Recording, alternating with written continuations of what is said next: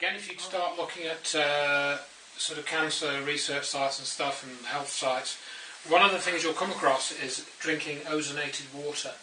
So that's water that's got more ozone in it. And this is all part of another kind of suppressed or ridiculed therapy, which is called oxygen therapy.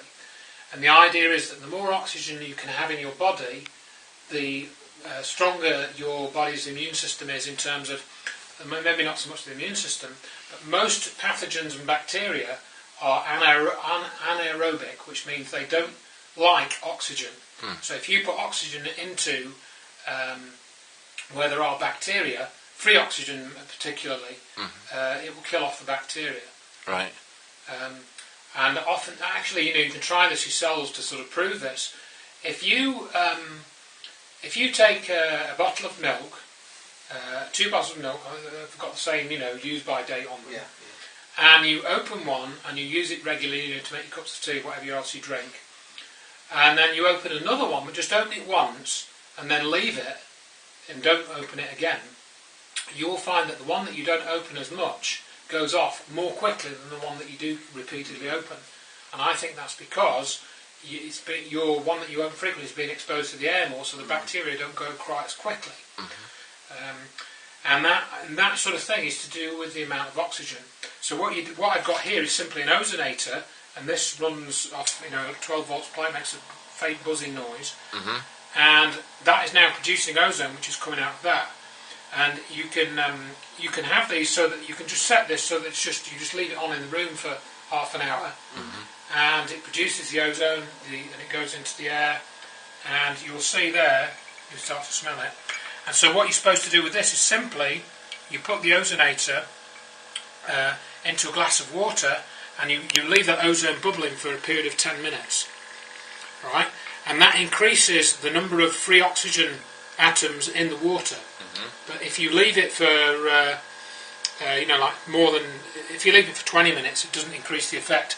And if you don't drink the water immediately, if you drink it after a few minutes, then of course that oxygen will have moved on. The free oxygen will have just recombined to form normal oxygen.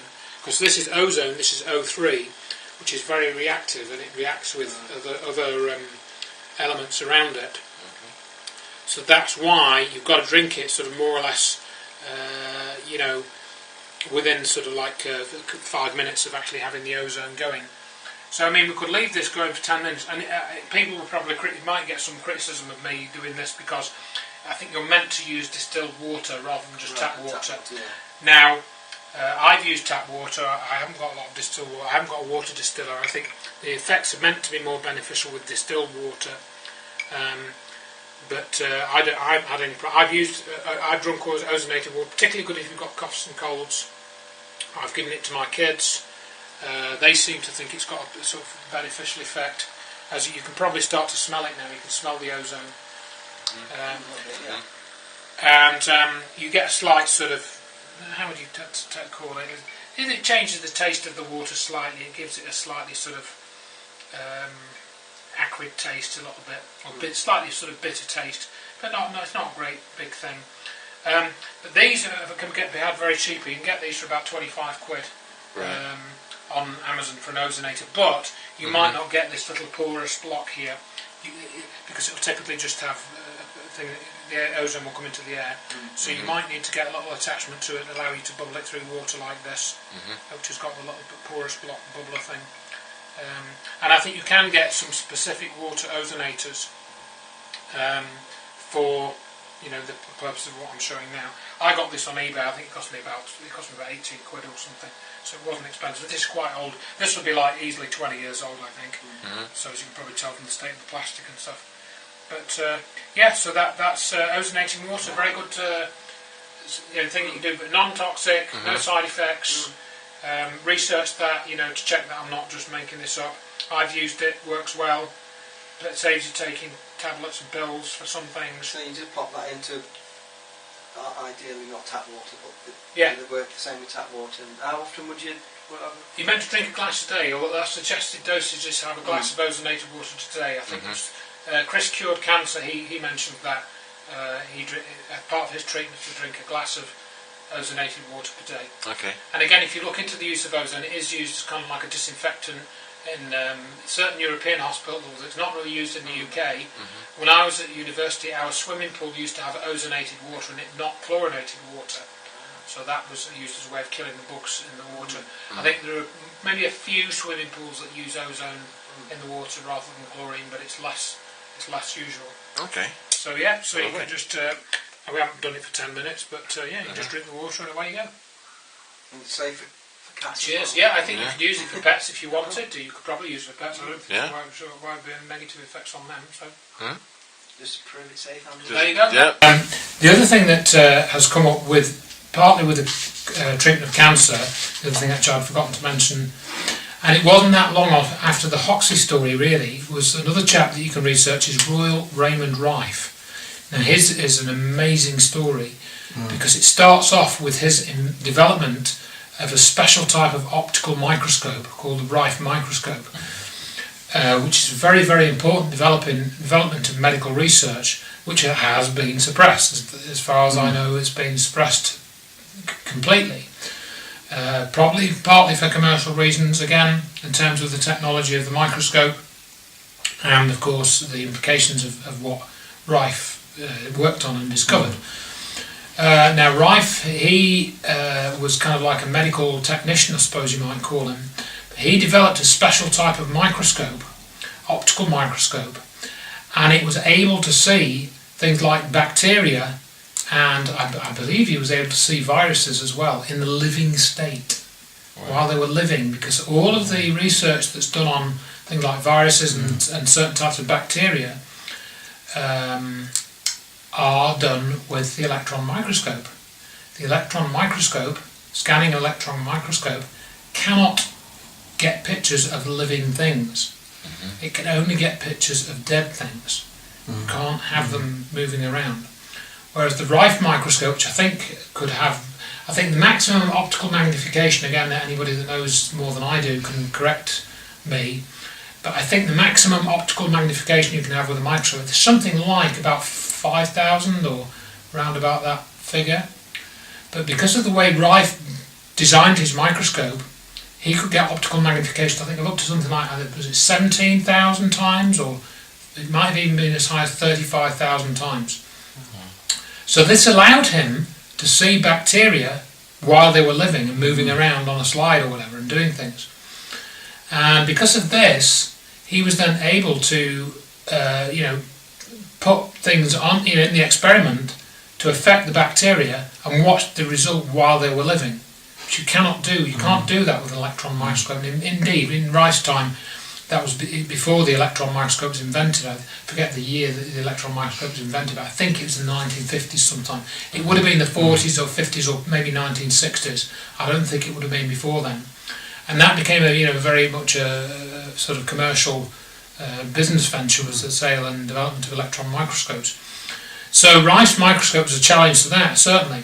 But what he was able to do is he looked at this BX virus, which was meant to be a cancer-causing virus, and he looked at the effect that this would have on creating cancerous cells.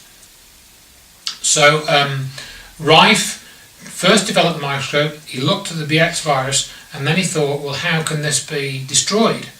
And he came up with this idea of resonance, like how you can fire a resonant frequency, a wine glass, and crack it. There used to be this old Memorex tape advert, didn't they, where the singer would sing the high note and the wine glass would crack, and then they'd say, oh, the Memorex tape is great, we'll put that in, play it back, and it would also make the wine glass break. Now, more than ever, we can ask, is it live or is it Memorex?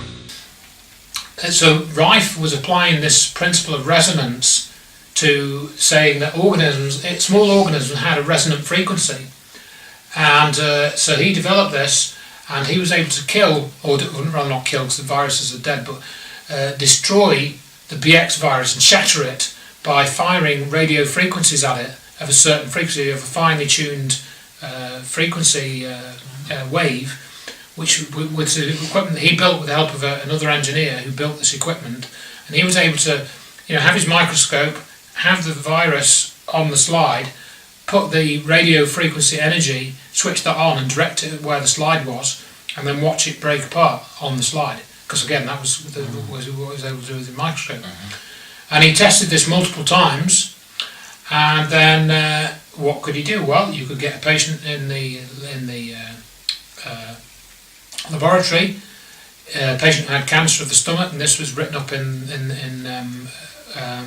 it was described in the video about Rife, Dr. Royal Raymond Rife. There is a video about that as well, and you can find that he treated a woman for, it was a man actually, he treated a man for cancer, and by beaming his abdomen with this radio frequency energy, and literally after 2 weeks, he was cured. He literally had one treatment, and it killed the cancer cells in his abdomen. Now he had to be careful. He didn't just walk out. It took him weeks to regain his health, and he also had to be very careful, because what happened was, when the Rife treatment was used on somebody, all the detritus from these dead or exploded bacteria or virus cells would go into the bloodstream or the lymph system. So you had to get that washed out. So if you didn't, the effects of those toxic substances could be lethal as well. So I forget the way it's described, but they were aware that this would, once they'd had this treatment, they would make the patient feel quite ill initially before they would feel better again. But this was done in the presence of doctors, that you could basically flick a switch and treat many types of cancer with literally one treatment. You didn't even have to have a repeat treatment. Rife was actually backed by a well-known doctor. I think his name was Dr. Milbank Johnson. He actually helped set Rife up with a laboratory. Rife was given a laboratory. He was able to build his equipment, able to refine his techniques. That I think, for example, the first equipment that did the radio frequency beaming, that was quite bulky, but they were able to, over a couple of years, 3-4 years, whatever, to miniaturise that. And now you can go onto various alternative health websites and you can buy a Rife treatment box,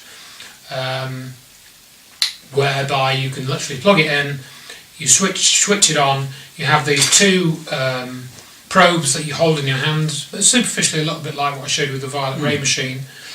And then what they do is they'll send a pulsed radio frequency signal into your body, and the electronics in the unit go through various cycles. Like if you hold this, you can feel these little sort of impulses, and they'll be like one strong pulse, then one very weaker pulse, one strong pulse 1 week, 2 weak, one strong, 2 strong 1 week, whatever, various patterns, and then that's overlaid with other patterns. And they claim that by using these various resonant frequencies, you can destroy certain pathogens which could cause certain health conditions. You can read about that. Now, some people, of course, claim this is just all pseudoscience. Again, as I say, it's quackery. I haven't got a Rife machine. I haven't really spoken to anybody that's said that it's cured them of cancer. I haven't really read much about that. And there might be a reason for that, because what I read is that what happened with some of Rife's technology is, yes, he developed a microscope, that's in a museum, you can watch the videos about that, it's a real thing, there's no question that he developed that microscope. There's little question, if any, that it did actually work as said it worked. And I think that frequency system that he developed also worked based on what the doctors had said, that they gave testimony about the effects of seeing it. But it appears that sometime, I think in the 50s or 60s, the Rife technology, somebody else came in and started messing with that. So this electronics for generating the frequencies, the system that is now sold, the way that it works is somewhat different to Rife's original system. So I don't know if that means that this new system doesn't really do anything, if it's not really as effective as Rife's original treatment, because it was redesigned and the way that the electronics works was re-engineered Sabotaging somewhere, do you think, or sorry? Sabotaging somewhere? Well, maybe, I don't know. It may have been done as in sabotage, or it may have been somebody who just tried to improve on Rife's work. Yeah. But actually, what Rife was in Rife's original technology was a more subtle effect, which the person that re-engineered it didn't fully appreciate, and by making it work with solid state electronics instead of valves and so forth, might mean that it ended up working in a different way. I haven't really researched much into that, but Rife ended up penniless, and he became an alcoholic as well, because apparently, although he was a brilliant engineer, he was one of these people that alcohol had a very, very detrimental effect on him. It affected him far more than other people, and so he ended up becoming an alcoholic, and I think he might have even died of that. I don't know. And then going back to Hoxsey, ironically, he died of prostate cancer, which of course was an internal cancer, not an external one.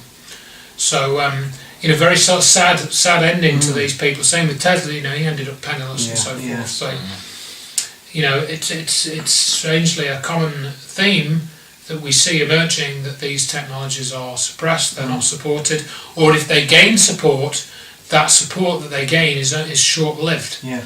Certainly, Rife got support, Hoxsey got support from the people that he treated, but it hasn't broken through into the mainstream. It's been kept out of the mainstream. If you want to get, I'm sure there are various alternative health laboratories that have. They have, sort of Rife-like treatments, but they're not. You have to go and look for them. You're not going to find them easily. In fact, which brings me on to a sort of personal story, which I think there is a technology now called bioresonance, which is available in some venues in the UK, and I know that because both my sister and my daughter have benefited from this. And I think it must be some version of the Rife technology, by some stretch of the imagination. But basically, what this bioresonance system is, and again you can look up bioresonance. I know that there's a place in Gargrave which does it, and I think there's one in Ashbourne somewhere. But what this does is you could put on a headset. It's actually like a pair of headphones. And again, it feeds resonant frequencies into your body and then reads back what response it gets. I forget exactly how this worked. Reads back the electrical response from your skin or something. And it sounds amazing, but it's actually able to diagnose what's wrong with you. Because my daughter had kidney infection, and we went for this bioresonance treatment, partly as a recommendation of my sister, and she had the scan first, and it didn't really come up with any problems except a kidney problem. And then what you do is you take that information of what's wrong with you and what frequencies the body has given this response to, this bioresonance in other words, and they give you, put you onto another machine which has like a pad that you can put on various parts of your body, and then you put a sample of your hair or like skin or something into this machine, and this is meant to read your biosignature. You have a bioresonance signature which can be read from hair or some skin, or saliva. I think it was actually saliva. I think this was read from. So she literally gave my daughter a tissue, and then you just put that, just put a bit on it, or you put it on your cheek or something inside of your cheek. Put that in the machine, and then this machine tunes itself to whatever is wrong with you, quote unquote, and then you sit there for half an hour or whatever, and it again, like the Rife treatment, it seems to operate on a similar manner to that, and it certainly helped my daughter. She wasn't immediately cured of this ailment, but over a period of time we took their treatment, and their treatments that they gave us, because they gave us herbal remedies, worked better than what my daughter got off the NHS. So that also, I think, seems to be a technology which has been developed. This machine was developed in Germany. These machines are like tens of thousands of pounds, to buy them. So that's why you'll need an alternative health practice to use them.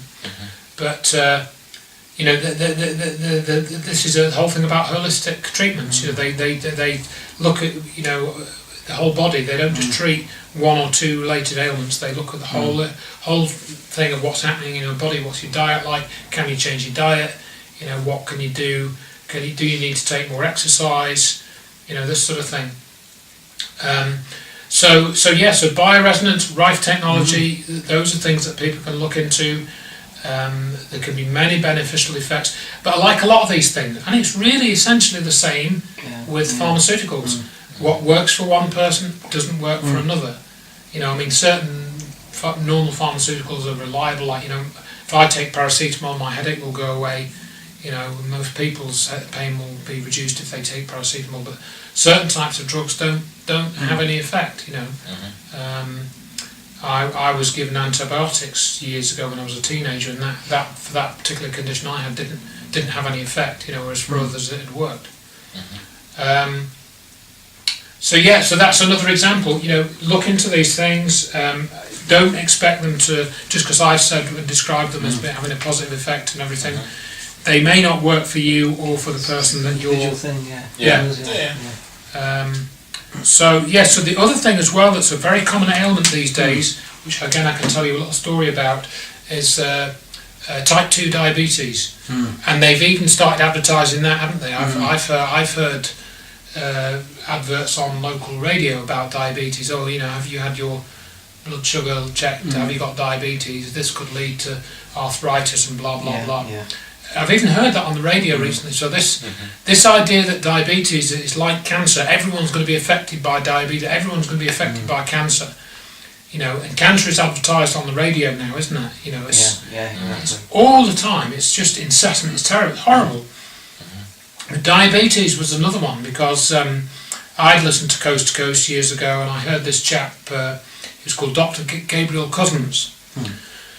And he talked about having his retreat in, I think it was in Arizona somewhere like this, where he would have a week's residential stay for people, the 2 weeks, who had type 2 diabetes. He said he could treat and cure their type 2 diabetes in 1 to 2 weeks. He would give them a certain diet. He called it a live food diet, not a raw. Well, it was raw food. He went one stage beyond that, and he called it a live food diet.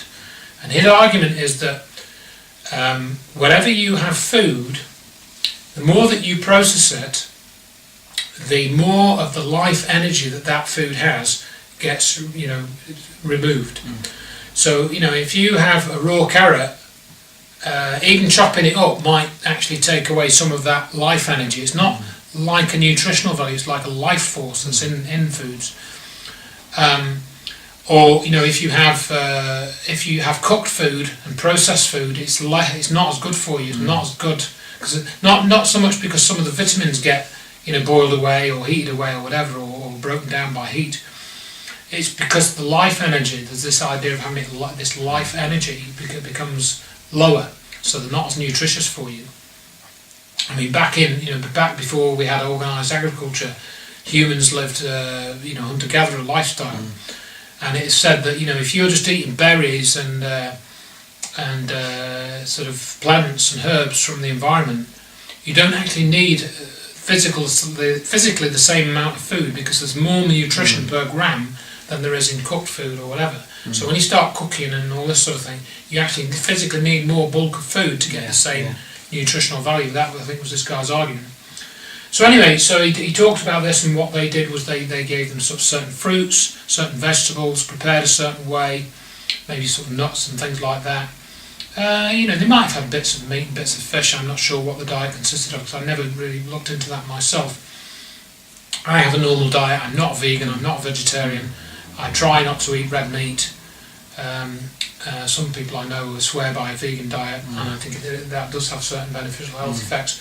My niece has benefited from having a vegan diet very, very significantly. She has benefited her health, and she also took the cannabis oil, and she had a problem, and the cannabis oil was of great help to her too. So That's from within my own family.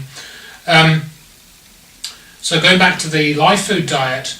So anyway, I heard this Gabriel Cousins guy said, yes, we can treat type 2 diabetes with diet.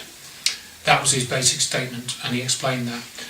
And anyway, so I was at one of these OU days that I had to do, and I was speaking to another chap. I got his story on my website called Kevin, and he'd been to his doctor who wanted to give him all this medication. He was developing symptoms of diabetes. He had high blood pressure.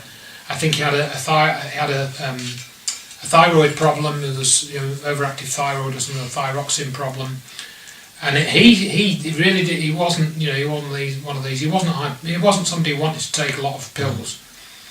He didn't like that idea at all. He said that he basically got conned by his doctor onto taking these pills. He said that if he didn't take these pills, certain things would happen. And he didn't like that. So I said to him, and he was talking about diabetes, and I just said to him,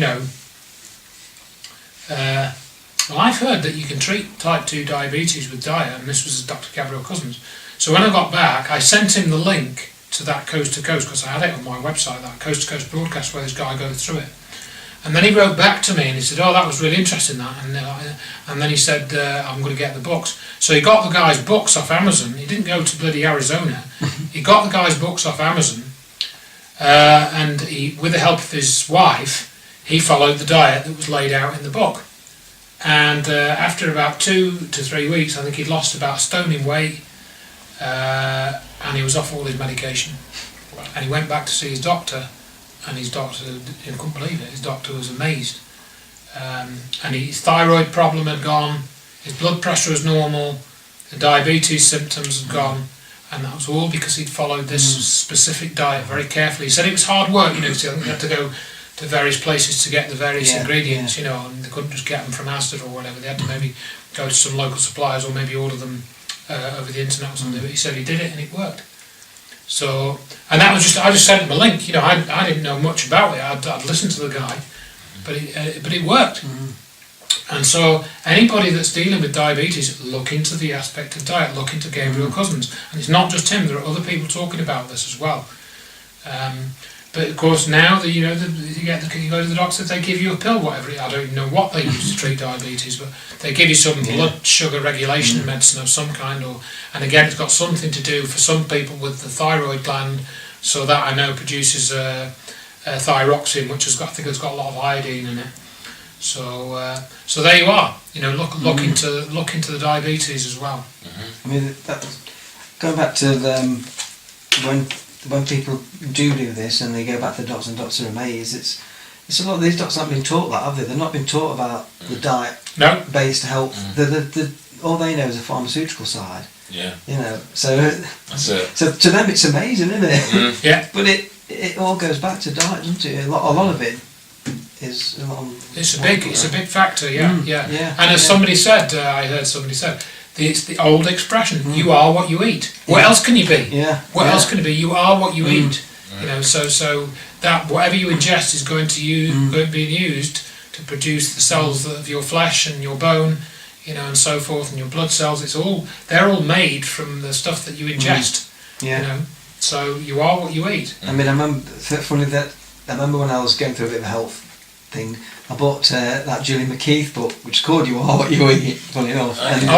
And the foreword of it, she wrote the foreword that got her into this was a friend of hers who was diagnosed with terminal cancer. She just changed her diet, and cancer went within about 6 months. Wow. Cancer was gone. That's right. And there's another good book that you can get called "Rabbits Don't Get Lymphoma." This is by Kathy Grout. I met Kathy Grout probably about 10 years ago in Edinburgh. And she basically just drank carrot juice for about a month. That's all. She just drank carrot juice. She just juiced carrots, and she literally turned orange for a period of time. Skin went orange because of the carotene. Did you get free tan? Yeah. That's right. She had massive tumours again in her abdomen, and they went. She just drank carrot juice. I think maybe she did have some other things as well, like maybe some beetroot and stuff. But she was mainly drinking carrot juice. And it treated her cancer successfully. It's all right then. But it'll obviously be more organic food you need to eat into more. Yeah, I think people do say that. Yeah. We don't eat organic food, but I know that some people swear because it hasn't got the same level of toxins from the agricultural chemicals that build up over periods of time. So that's probably a good idea if you are looking at diets to consider organic foods wherever possible. Is the more expensive option though, isn't it? Can be. Yeah. And the other thing that we should mention, and again it's another similar story, I will have mentioned this I think at least once in some of our previous talks, is Wilhelm Reich. Oh yes, and orgonomy, orgone therapy. Look into that, because he was another one that's very much along the lines of Hoxsey and Reif. He developed a simple treatment, non-toxic orgone therapy using orgone accumulators, where essentially it appears to be something similar to what Gabrielle Cousins was saying in terms of this life force energy that Reich essentially called orgone. And he developed these orgone accumulators, which were these boxes which would accumulate this positive life energy within them. And you'd sit in these for half an hour, and it would basically, mitigate certain health conditions, cancer being one of them. And I know somebody that has got an orgone accumulator, they've sat in it, and it's helped with their health conditions. No drugs, And we have the orgonite pendants, which I think I've mentioned before. I have an orgonite pendant, which seems to have a beneficial health effect. Quite subtle, when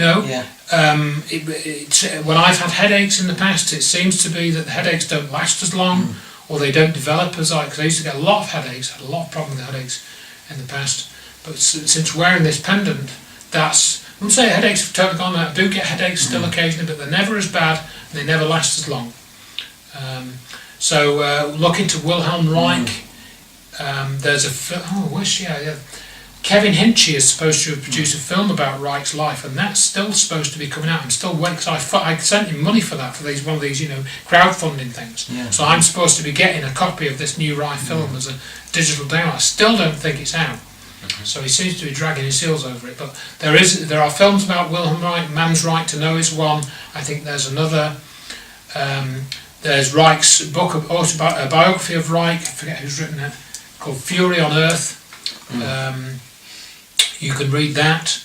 And so Reich technology, Hoxsey's treatments, Reich's therapies, orgone energy.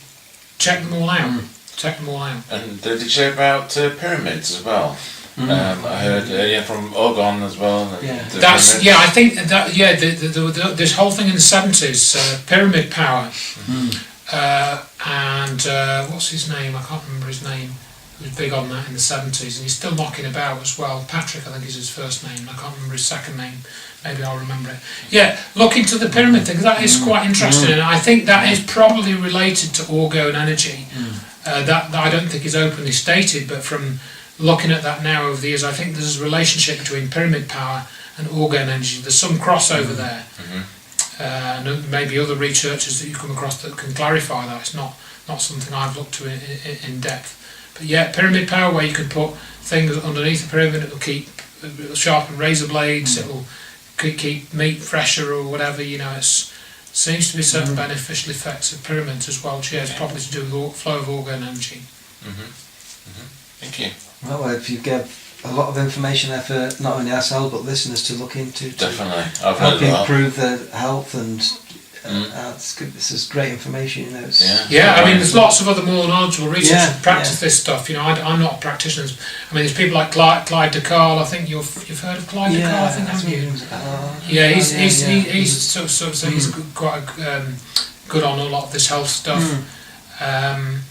There's Shop Holistic. That's Danielle Bryant's shop. That she sells not a lot of this stuff, but she sells products online that are to do with health.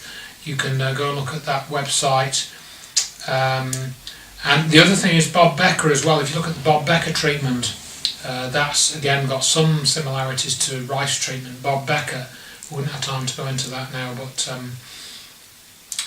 that's an interesting story with Bob Becker with his colloidal silver. That's the other thing we haven't mentioned today. If you take colloidal silver, and Bob Becker did a whole thing on this, how that can be linked with this machine that he invented, and it's meant to basically clean your blood, or it sounds a bit pseudoscience, but it's meant to detoxify the blood and there's an simple electrical device that can help with that, along with using colloidal silver. So you can look at that as well.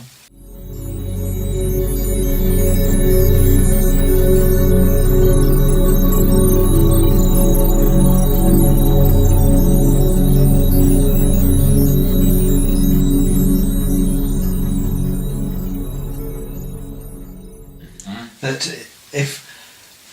if they really wanted to help find cures, they'd look into it, develop it, but that's it. They're only interested in the ones that will create a lot of money. It seems in the business, So that's one of the underlying themes. And again, like we said before, you get to the point of some of these things are so simple and so effective. You can't believe that they work, so people won't believe that they work.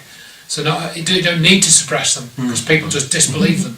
I mean, you hear, I think vaguely touched on it, you hear that a lot of these things that some people will bring up through independent scientific research and work that can create cures, or at least go towards that, and they seem to be funded initially and looked into initially, and then do you think that's because they want to get to know it more, so then they can debunk it? They can try. I think sometimes, like you say, they will try and investigate things to see if this is another thing that needs suppressing. Yeah, so they can get the information, so they can put something on it and say, well, I think there's definitely an element of that must go on, but again, that can be quite difficult to perceive. It does seem like what seems to happen. They seem to at first fund it and seem interested, not too loudly, and then.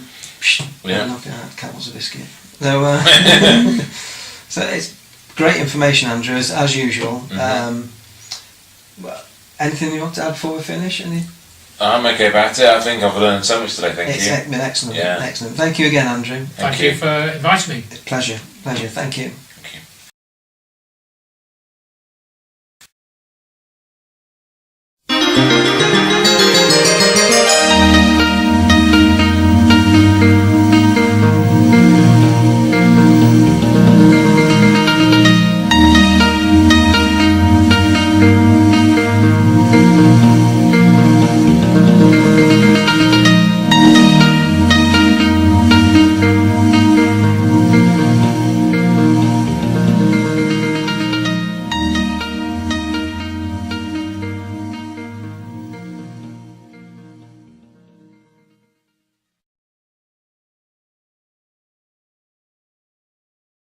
Hello! And thank you very much for watching the video. Really hope you enjoyed it. If you did, and I hope you did, please give it a little like. And of course, subscribe to our channel.